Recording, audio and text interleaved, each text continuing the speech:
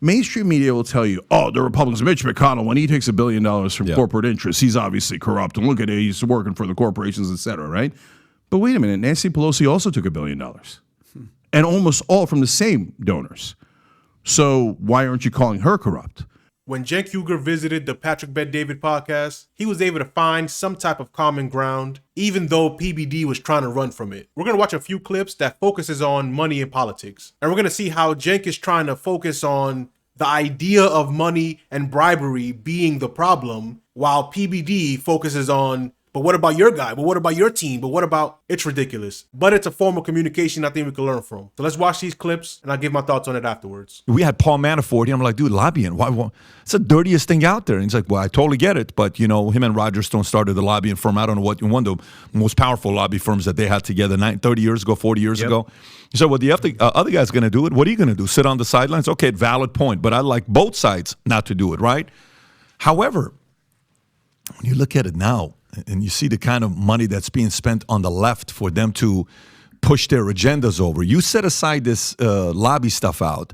You set aside corporations putting money in to who they buy. Like, you know, the joke about Koch brothers. Well, you know, he wakes up and says, what do I get for my birthday? Which president, right? Now it's more the left that's doing that. You got the Soroses. You got the Larry Fink and BlackRock with how their ESG score and, you know, State Street and Vanguard. And that thing's becoming a reality where it's no longer about Democrat and Republican. It's truly becoming more about the establishment folks and the anti-establishment folks. 100%. And if we're talking anti-establishment, Cenk, you have to agree on this, bro. You have to agree on this. I know it's going to be tough for you to agree on this, but if you don't, give me everything you got, what I say right now. You can't say Trump is an establishment candidate. No, but I can't say he's corrupt. So there's a huge difference, and I'll explain. Okay, fair. Go for it. Okay, so Trump is not establishment. The establishment hates him. You're totally right about that, okay? And so, which for guys like us, we like that, don't we? Yeah, but then you have to see, okay, why do they hate him, right? And so, number one, he's unstable, so business interests can't be controlled. And that's also true, though. Okay. That's also true. Okay. Well, no, he can't be controlled because he's so unstable and unhinged. Which is a strength, though. In a way, it is an edge you have against your enemy because if the enemy feels they can't control you, dude, we have to eliminate you if we can't control you. Well, okay, now let's talk about that, though. Okay. So now why do I still say he's super corrupt? And by the way, those stats you showed are in my book, okay? And I explain why. Once the Supreme Court, activist judges on the Supreme Court changed the rules, they basically allowed for bribery, okay? That's insane. They legalized bribery. I outline it perfectly clearly. And there was a guy from the Chamber of Commerce, Lewis Powell, who said we could just buy the if we get on the Supreme Court, we could buy the whole country. Corporations just can outspend everyone, right? And they did it. Nixon said, boom, you're on the Supreme Court, and they did it in Bellotti, they did it in Buckley v. Vallejo, they legalized bribery. Now, Trump had trouble getting money from normal corporate interests. And I agree, that's normally a good thing, right? So what did he do? He had to go make up the money. So he went and talked to Sheldon Adelson. So Sheldon Adelson is actually, before he passed away in 2021, largest political donor in history. He gave $100 million to Trump twice, to him and his PACs in 2016 and 2020. What did he get in return? He got corruption charges in China dismissed against him. To be fair, he's like the Soros of the right. He was like the Soros of the right. That's Vegas, casino, tycoon, pro-Israel. He got everything. He's the guy who got the embassy moved. He's the guy who repatriating taxes from abroad because most of his money is in Macau, China, because that's where most of his casinos are. Casino business, And he got that tax knocked down to 8%. So from 35% to 8%, he made billions off of Trump. And on top of getting rid of the corruption charges and the tax cuts and everything, just as a little tchotchke, Trump threw in Miriam Adelson getting the Presidential Medal of Freedom. His wife. Yeah. Are you kidding me? So Trump could easily be bought. Dude, Obama got a Nobel Prize a month after being a president just for what he was. I know, but that isn't about corruption. That was just them being silly, right? Okay. So my point is for that a DEI score. The lackeys really have nothing to add to these conversations whatsoever. And Patrick Bet-David, instead of just focusing on the corruption, every point was, but the left has but this is the right version of it's almost like being a partisan ruins your brain. How much do you have to be paid to rock for a team to the point where you can't even focus on corruption being the ultimate problem, no matter who it is? Why isn't that enough? It always has to be some type of gotcha. Everything has to be right versus left, which is not really the case. He even gets to it a little bit with the idea of establishment versus anti-establishment, but he can't let go of the red versus blue. Trump is perfectly corrupt and can be bought. It's just that who's buying him is the question. I don't know. So you read the portion about Adelson in my book. Sure. There's no question he did everything that Adelson asked him. And by the way, I say to the readers, are you sure you wouldn't if somebody funneled $100 million to you and then $200 million to you? I would. Yeah, right. Yeah. Look, I've given up a lot of money to do the right thing in different portions of my career, but I haven't seen a lot of other people do that. So my point is that money is intoxicating. It corrupts Trump. It corrupts Biden. And by the way, here I'll go further. I don't know, bro. But I'll push back on that when you're done. Okay. Go ahead. All right. One last thing about it. To me, though, let's look at the flip side of it. Mainstream media will tell you, oh, the Republicans, Mitch McConnell, when he takes $1 billion from corporate interests, he's obviously corrupt. And look at it, he's working for the corporations, et cetera, right? But wait a minute, Nancy Pelosi also took $1 billion. And almost all from the same donors. So why aren't you calling her corrupt? And everyone in mainstream media says, no, Nancy Pelosi's an angel. Right. And she's a master legislator. So when Mitch McConnell takes $1 billion, he's a crook. But when Nancy Pelosi takes $1 billion, she's an angel? No, they're all crooks. That's why we have Feinstein drooling. I'm sorry, but it's reality. In the Senate, Mitch McConnell freezes. He's like, they're all 90 years old. Why? Because corporations know they get a great return on investment from those people. No question. We're on the same page there, just so you know.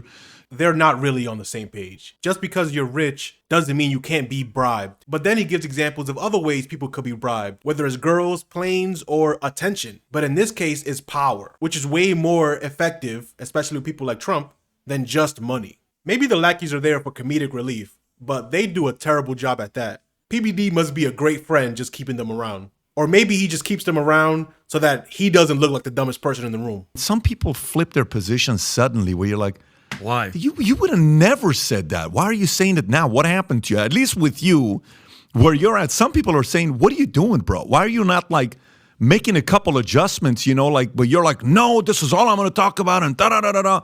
Great. So you're not controlled.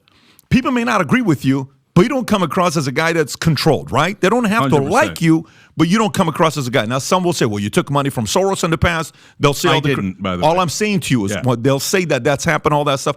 But to me, you're unhinged, you're not controlled, and they don't like people like you, and I totally get it. You could make a couple adjustments to increase your business affairs, but that's to you. You've chosen to play the route that you're playing. When I watch a Trump and I watch some of these guys, I'm like, okay, that guy, you can win him over. Just introduce him to a couple girls. He's good. Mm-hmm. Easiest way to win guys over, right? Yeah. It's typically guys that don't get a lot of play, and they're not good with words. They're not good with the ladies. Hey, go do X, Y, Z to him, and he's going to fall for it at a bar. Boom. Hey, here's a clip we got from the room with you. Guess what? Da-da-da-da-da. Can happen to anybody, by the way, right? Mm-hmm. Okay. So girls is one of the ways of doing it. Attention is another way of doing it. Fame is another way of doing it. Money is another way of doing it. Guess what? Trump has had it all. He's had all the girls, one too many sometimes, okay? Some that he was single, some that he wasn't single. He's had all the money. He's been to all the parties. He's got all the letters from all the most powerful people in the world telling him how much they love him. Alec Baldwin, no one ever treated me like this. Oprah Winfrey, that book he wrote about all the letters that others wrote for him that now they hate him. Chuck Schumer used to love me. He used to love me when this, that, that whole talk that he gave at the joke. And he's right about that part. Yeah, but the point is, he's had the girls. He's had the fame. He's had the properties. He's been to the parties. He's had the money.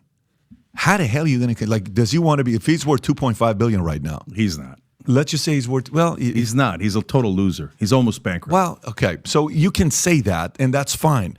But you can't say he's a loser. But total loser. But if you say he's bankrupt, you can say that can be your opinion. But the last 60 years, or the last 50 years, proves you wrong. Okay. It doesn't. It proves me right. 15 years Apprentice was number one. How the hell are you that entertaining to be number one for 15 years, right? Uh-huh. Financially, real estate properties, when you think about a real estate name brand, you think about one name. You don't think about 50 different names. You think about a guy that's been able to brand himself, you think about Trump. Now, are you going to buy Trump's steak? Probably not. But you're going to buy... Neither did anyone else. Neither did but the point is, he's had great victories. He's got kids that are doing well for themselves. He's got a daughter that, has so does done... Biden. Yeah. That was a different angle you took. But where I'm going with this is, that's the part where I feel They can't stand the guy because they cannot control him. So for me, when I see, what's going on with them wanting to get rid of this guy, and you're like, look, the big donors don't want to give him money. Look how much money he got. No, he can't raise any money. Nobody wants to give him any money. And look at this stuff. Yeah, but the people that are raising money are the people that are not being trusted because they're part of the establishment, left or right, a lot of people are saying.